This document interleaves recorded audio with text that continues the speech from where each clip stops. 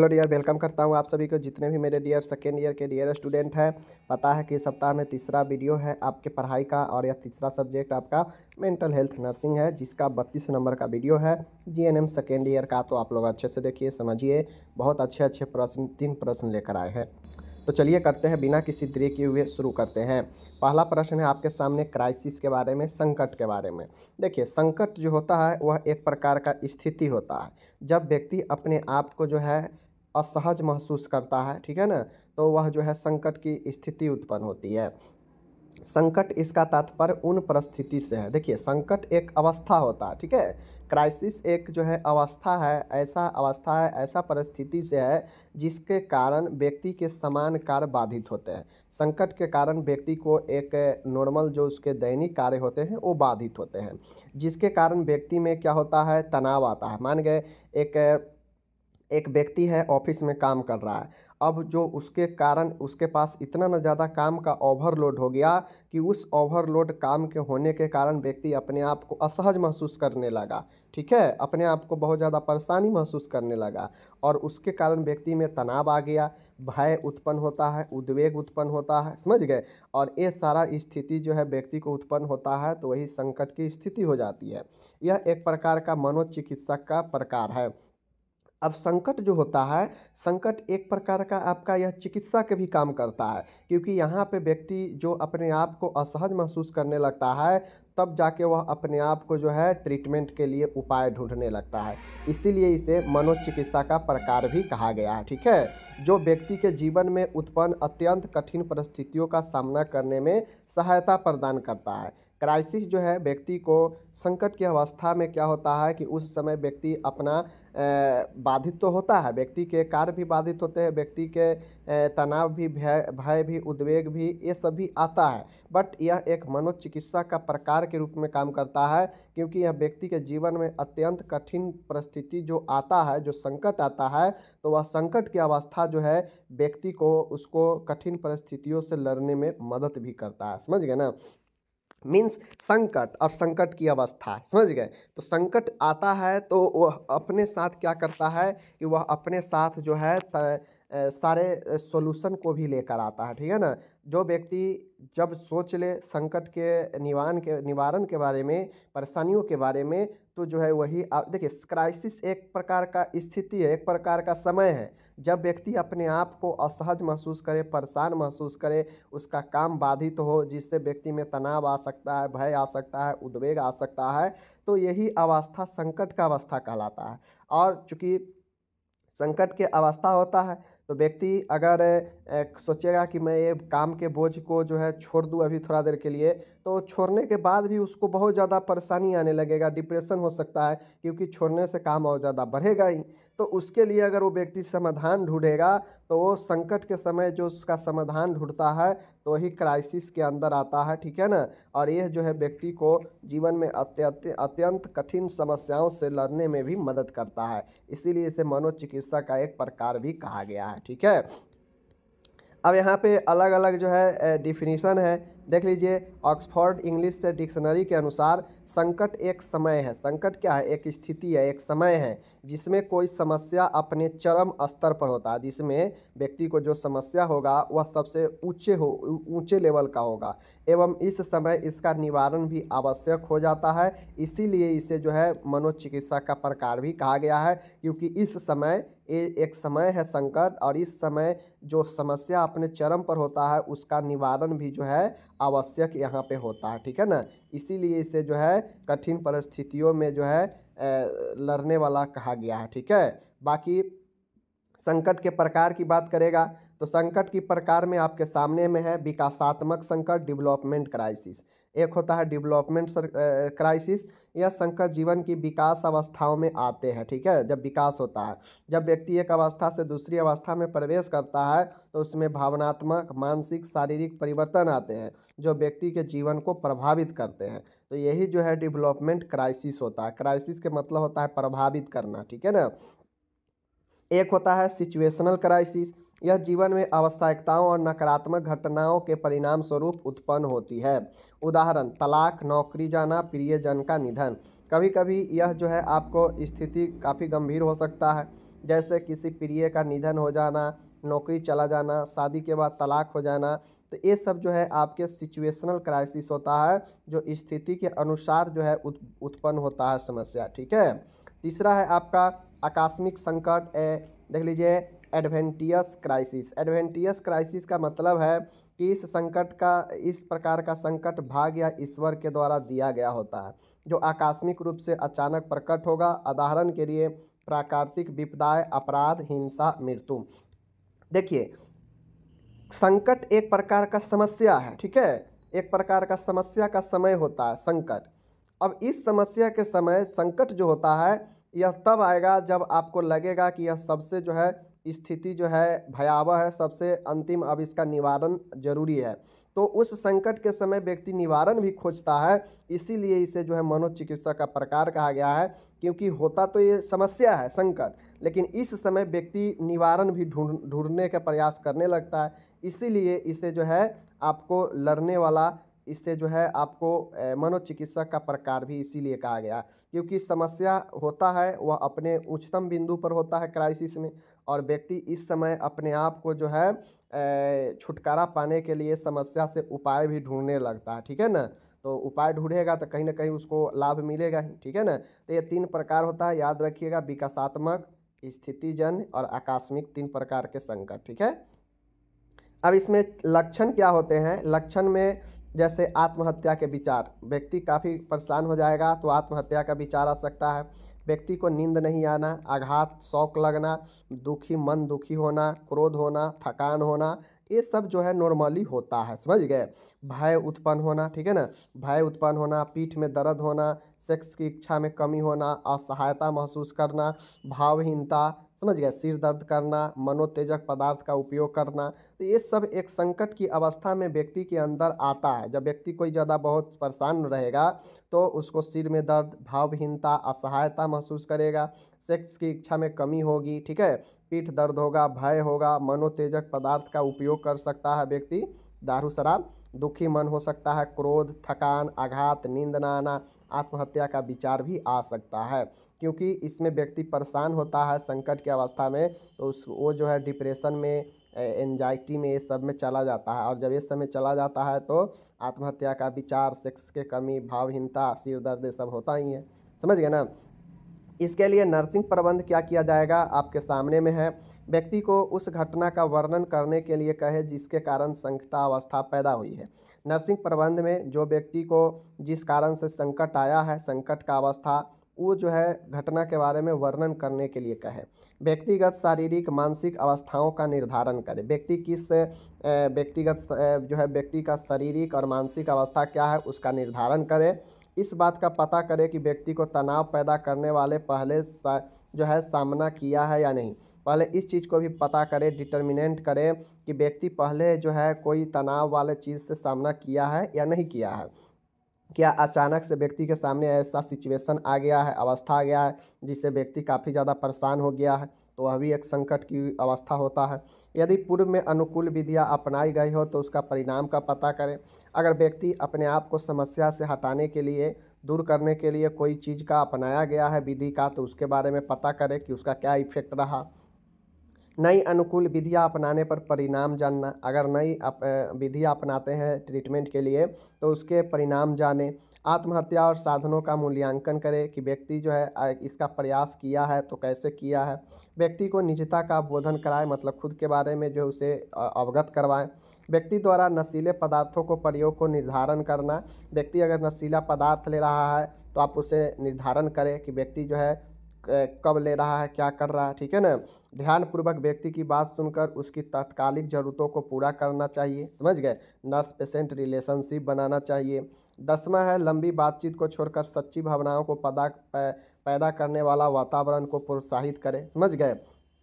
आक्रामक और विनाशकारी व्यवहार पर कड़ा प्रतिबंध लगाए एवं स्वीकार बातों से स्वीकार करें, ठीक है ना, शुरुआत करें। व्यक्ति अगर आक्रामक और विनाशकारी व्यवहार बनाता है तो उसको प्रतिबंध लगाए।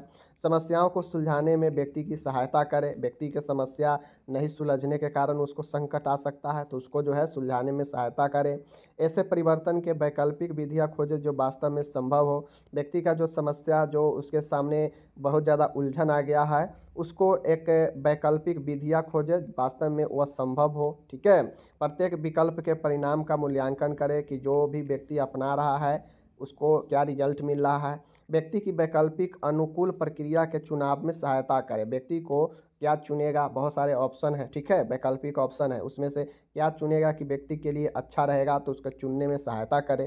तो यही कुछ नर्स के द्वारा किया जाता है। विशेष इसमें कुछ ट्रीटमेंट होता नहीं है, क्योंकि यह जो है संकट कोई भी कारण से उत्पन्न हो सकता है। ठीक है ना, चाहे आपका कोई ना कोई रीजन होता है। ठीक है ना, संकट उत्पन्न होने का कोई ना कोई ज़रूर रीज़न होगा। चाहे आपके प्रियजन में किसी का मृत्यु हो गया हो, चाहे तलाक हो गया हो, ठीक है, कुछ भी रीज़न ज़रूर होगा आपके संकट उत्पन्न होने का। चाहे आप ऑफिस के काम के भी नीचे दले हुए हैं, बहुत ज़्यादा जो है आपका काम है और आप काम सही से कर नहीं पा रहे हैं, तो ये सारा चीज़ होता है। ठीक है, बाकी इसका इंग्लिश यहाँ पे दे दिया गया है। जिनको इंग्लिश में पढ़ना है अपना इंग्लिश में अच्छे से पढ़ लीजिए। ठीक है, प्रकार भी दे दिए हैं, तीनों प्रकार भी बता दीजिएगा। उम्मीद है आप क्राइसिस के बारे में समझ गए होंगे। क्राइसिस का मतलब होता है संकट। संकट की ऐसी अवस्था जहाँ पे व्यक्ति अपने आप को बहुत ज़्यादा परेशान समझे, वह जो है निर्णय लेने में असमर्थ हो जाए और व्यक्ति जो है धीरे धीरे अपने परेशानी की ओर और ज़्यादा जाए, जिससे उसके अंदर तनाव आए। ठीक है, जिसका उसका जो है बिहेवियर गड़बड़ा जाए, समझ गए। और उन सब चीज़ों में व्यक्ति अगर काम को छोड़ दे करना तो उसे और समस्या आने लगे। तो ये सब रीज़न जो है आपके होते हैं। ठीक है ना। अब क्राइसिस एक प्रकार का मनोचिकित्सक भी होता है, क्योंकि यहाँ पे व्यक्ति को जैसे ही समस्या आता है, क्राइसिस संकट आता है, तो व्यक्ति जो है कुछ न कुछ जो है प्रयास करने लगता है इससे दूर जाने के लिए। तो जब व्यक्ति सोचने लगे इससे दूर जाने के लिए इस अवस्था से, तो कहीं ना कहीं वो एक प्रकार का मनोचिकित्सक के प्रकार हो जाता है। ठीक है ना, तो इसीलिए क्राइसिस वो चीज़ें होता है। ठीक है, ये सारा चीज़ें यहाँ पे बता दिए। अब हम लोग चलते हैं यहाँ पे नर्सिंग प्रबंध इंग्लिश में दिया गया है। अब आगे हम लोग चलते हैं, कहता है मानसिक रोगी के देखभाल में जो नर्सिंग जो इल पेशेंट है उसका देखभाल में लीगल रिस्पॉन्सिबिलिटी क्या होनी चाहिए। एक नर्स की भूमिका कानूनी रूप से क्या जिम्मेदारी होनी चाहिए एक मानसिक रोगी की देखभाल में। ये प्रश्न बहुत बार पूछा जाता है 5 नंबर में या 10 नंबर में, कि मानसिक रोगियों की देखभाल में कानूनी जिम्मेदारी क्या होता है। वैधानिक उत्तरदायित्व, वही कानूनी उत्तरदायित्व को समझाइए। मतलब क्या क्या लीगल रिस्पॉन्सिबिलिटी होता है एक नर्स को जो है मानसिक रोगियों को देखभाल में क्या क्या करनी चाहिए, क्या नहीं करना चाहिए। ठीक है, मानसिक रोगियों की देखभाल में कानूनी जिम्मेदारियां। मानसिक रोगी की अस्पताल में भर्ती करने के बाद यह स्वास्थ्य दल का दायित्व है कि रोगी के अधिकारों की रक्षा की जाए, रोगी के उपचार सही व पूर्णतः की जाए। देखिए, जब कोई पेशेंट अस्पताल में भर्ती होता है तो अस्पताल में जो स्वास्थ्य दल होते हैं, जैसे डॉक्टर हो गए, नर्स हो गई, ठीक है, अन्य जो है कर्मी हो गए स्वास्थ्य में, उन सब का जिम्मेदारी रहता है कि रोगी के जो भी राइट्स है उसका रक्षा की जाए, रोगी के उपचार का सही और पूर्णतः कंप्लीट किया जाए। ठीक है ना, ये सब जिम्मेदारी है और कानूनी जिम्मेदारी है, समझ गए ना। स्वास्थ्य दल में रोगी के सीधे संपर्क में अधिकांशतः नर्स रहती है। ठीक है, इसलिए अतः नर्स को यह जिम्मेदारी होती है कि रोगी में उच्च स्तरीय देखभाल उपलब्ध करवाई जाए। और नर्स को क्या क्या चीज़ करनी चाहिए नर्सिंग लीगल रिस्पॉन्सिबिलिटी में जो एक मरीज को लिए चाहिए, देख लीजिए। मानसिक रोगियों के उपचार में कुछ कानूनी जिम्मेदारियां होती है जो निम्नलिखित है। क्या क्या कानूनी जिम्मेदारी है जो कानून कहता है करने के लिए, वो क्या क्या चीज़ें हैं देखिए। पहला है स्टैंडर्ड केयर। नर्स को इन चीज़ों को ध्यान में रखना चाहिए कि रोगी जो है अस्पताल में भर्ती है तो आप उसको स्टैंडर्ड केयर प्रदान करेंगे, मतलब स्वास्थ्य का सबसे उच्च स्तर का देखभाल जो है उपलब्ध करवानी चाहिए। नर्स की ये पहली जिम्मेदारी है कानूनी रूप से। ठीक है, ऐसा नहीं है कि भर्ती कर दिए और सीधे जो है पेशेंट को छोड़ दिए, ऐसा नहीं चलेगा। दूसरा है रोगी के अधिकारों की जानकारी लेना, knowledge about patient right. Patient का क्या क्या कानूनी जिम्मेदारी है, सब लोग का राइट्स होता है। जैसे हम भारत देश में रहते हैं, आप रहते हैं, तो हम लोग का भी राइट्स है, हमारे अधिकार का। ठीक है, उसी प्रकार से एक रोगी अगर अस्पताल में भर्ती होता है तो उस रोगी के लिए क्या क्या राइट्स है, उस राइट्स को जानना नर्स का ज़रूरी है, ताकि वह कानूनी राइट्स के बारे में समझ पाए। तीसरा है रोगी या उसके संबंधियों से सहमति पत्र लेना। अब नर्स का ये जिम्मेदारी बनता है कि उपचार के दौरान हो सकता है कुछ गड़बड़ हो जाए, कुछ ऐसे विधि अपनाना पड़े जो जिसमें रिस्क रहता है, तो उसके लिए रोगी या उसके संबंधियों से सहमति पत्र प्राप्त कर ले, क्योंकि अगर प्रॉब्लम होगा तो बाद में दिक्कत ना हो। इसके लिए जो है सहमति पत्र, समझ गए ना, कंसल्ट करवाना चाहिए, समझ गए ना, उसके पेशेंट या रिलेटिव से। तो ये रोगी या उसके संबंधियों से सहमति पत्र लेना ये भी जिम्मेदारी में ही आता है, नहीं तो फंसिएगा बाद में खुद। ओके, आगे है रोगी संबंधी जानकारी को गुप्त रखना। अब पेशेंट से रिलेटेड जो भी जानकारियाँ है उसको सीक्रेट रखना चाहिए, उसके जानकारियों को जो है किसी के साथ साझा नहीं करनी चाहिए। इससे जो है बुरा प्रभाव पड़ता है रोगी के ऊपर, ठीक है, उसके सामाजिक, पारिवारिक और आर्थिक स्थिति में प्रभाव पड़ सकता है अगर उसके जानकारी को उजागर करेंगे। कोई भी अननोन पर्सन आएगा और कुछ भी गलत तरीके से या कुछ भी जानकारी लेने के लिए कहेगा फलाने रोगी के बारे में बताइए, तो क्या है, तो ये आपको नहीं बताना, ठीक है। जब तक वो क्लियर ना बताए कि हम पेशेंट के आदमी हैं, तब तक नहीं बात करनी चाहिए, ठीक है ना। आगे कहता है लीगल ड्यूटी। एक नर्स को एक कर्तव्य होता है कि मनोरोगी को कार्य कर देखते हुए कि इस कार्य से वह स्वयं या दूसरों को हानि पहुंचा सकता है, तो नर्स द्वारा मनोरोगी को रोका जाना चाहिए। यह नर्स का नैतिक दायित्व है, लीगल ड्यूटी है। अब हो सकता है अस्पताल में बहुत सारे मरीज भर्ती रहते हैं, अब उसमें से एक ऐसा मरीज है जो अपने आप को या दूसरे को नुकसान पहुंचा सकता है, काफ़ी ज़्यादा उत्पात मचा सकता है, क्योंकि मनोरोगी जो होता है वह कब हिंसक हो जाएगा पता नहीं है। तो इस अवस्था में अगर वह हिंसक हो जाए तो नर्स का एक कानूनी दायित्व बनता है कि वह जो है उसे रोके मनोरोगी को, ठीक है। छठा है माल प्रैक्टिस को नकारना। माल प्रैक्टिस कहने का मतलब है कि नर्स को लापरवाही और अज्ञानता के कारण देखभाल के उपचार के समय रोगी को किसी तरह के जो है नुकसान पहुंच सकता है, उसी को माल प्रैक्टिस कहते हैं। यानी सीधा कहिए कि अगर सही से नहीं पेशेंट का ट्रेनिंग ली है, सही से नहीं आ रहा है काम, और वह डायरेक्ट पेशेंट के ऊपर जो है सीखने लगेगी, तो वह एक प्रकार का क्या हो जाएगा, माल प्रैक्टिस हो जाएगा, लापरवाही हो जाएगा, ठीक है। तो इससे बचना चाहिए। नर्स को उपचार के समय सावधानियां बरतनी चाहिए। कुछ ऐसे तकनीक का उपयोग नहीं करेंगे जिसके बारे में आपको पता नहीं हो, क्योंकि उससे माल प्रैक्टिस होगा, उससे नुकसान मरीज को पहुंचेगा, ठीक है। सातवां है रिकॉर्ड व रिपोर्ट बनाना। नर्स का ये दायित्व बनता है कि जितने भी मरीज भर्ती है सबका रिकॉर्ड और रिपोर्ट बनाए, सबका निदान लिखे, उसमें उपचार लिखे, समझ गए। आवश्यकता पड़ने पर इन्हें न्यायालय में सबूत के तौर पर काम में लिया जा सकता है, इसलिए रिपोर्ट और रिकॉर्ड का बहुत महत्व होता है। आठवां है अस्पताल के नियमों का पालन करें। जिस भी अस्पताल में आप काम कर रहे हैं एज ए नर्स, आपको उस अस्पताल के जो भी नियम कानून है उसको जो है आपको पालन करना पड़ेगा, तभी जाके आप अस्पताल को विकसित कर पाएंगे, स्वास्थ्य को विकसित कर पाएंगे, स्वास्थ्य क्षेत्र को, और जाके एक बेहतर स्वास्थ्य दे पाएंगे। तो अस्पताल के नियमों का पालन करना भी एक लीगल रिस्पॉन्सिबिलिटी होती है नर्स के लिए। तो ये सारा के सारा चीज़ मैंने आपको बता दिया, हिंदी इंग्लिश सब में PDF दिया है, आप लोग जो है देख लीजिएगा, ठीक है। यहाँ पे इंग्लिश सभी के सभी ऊपर वाला जितना देखे सबका इंग्लिश यहाँ पे दिया गया है, तो घबराना नहीं है, ठीक है ना। आगे चलिए, अब एक क्वेश्चन आपसे और पूछ सकता है, वो तो लीगल रिस्पॉन्सिबिलिटी देख लिए कि नर्स के पास क्या क्या लीगल रिस्पॉन्सिबिलिटी होनी चाहिए। अब हम लोग देखेंगे कि वह लीगल राइट कौन कौन सा है, समझ गए, वह कानूनी अधिकार जो है रोगी के पास कौन कौन से है। उसी आपसे 5 नंबर में क्वेश्चन पूछ सकता है कि मानसिक रोगियों को कानूनी अधिकारों के बारे में बताएं। तो चलिए, कानूनी अधिकार कौन कौन से हैं जो कानून अधिकार देता है रोगी को, मानसिक रोगी को, कि मानसिक रोगियों के लिए ये चीज़ें होनी चाहिए। तो चलिए उस अधिकार को देखते हैं जो एक मानसिक रोगियों के पास है, ठीक है। चलिए देखते हैं। मानसिक रोगियों के लिए निम्नलिखित कानूनी अधिकार उपलब्ध है, कानून के द्वारा प्रदान है, हम और आप नहीं दिए हैं, ठीक है। तो कानून कहता है कि भाई सबको अधिकार चाहिए, तो रोगी है, मानसिक रोगी है, उसको भी अपना अधिकार चाहिए। तो इसको क्या क्या अधिकार है देख लीजिए। पहला है मानवीय तरीक़ों से उपचार का अधिकार। अब मानसिक रोगी है तो ऐसा नहीं है कि जानवर की तरह उसे जो है पिटाई करेंगे या जानवर की तरह उसे जो है इलाज करेंगे, समझ गए, या जानवर की तरह उसके साथ बिहेव करेंगे, बिल्कुल नहीं। मानवीय तरीक़ों से उसके उपचार का अधिकार प्राप्त है, कोई भी ऐसा तरीका नहीं अपनाएंगे जो बिल्कुल एक आदमी से हट के हो, ठीक है ना, पहला यही है। दूसरा है व्यक्तिकरण लिखित उपचार तथा सेवा योजना का अधिकार। जिस प्रकार से एक मरीज नॉर्मल मरीज को लिखित उपचार दिया जाता है, सेवा उस सर्विस दिया जाता है, व्यक्तिकरण दिया जाता है, तो इन सब का अधिकार एक मनोरोगी के पास भी है। ठीक है।